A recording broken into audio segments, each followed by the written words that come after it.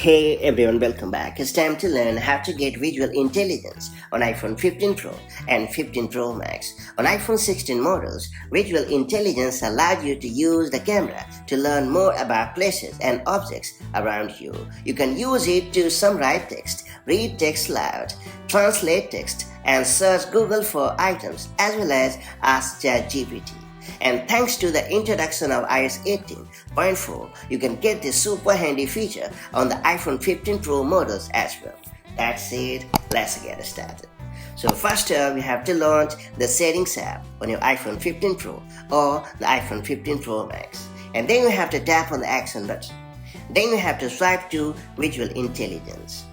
Pressing and holding the action button will now activate Visual Intelligence on your device. Note that you can also activate Visual Intelligence using the New Button option in the Control Center.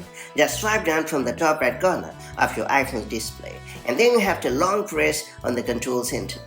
Then you have to tap on Add a Control button at the bottom. Then you have to use the search bar at the top to search for Visual Intelligence, or swipe up to the Apple Intelligence section and then choose the button.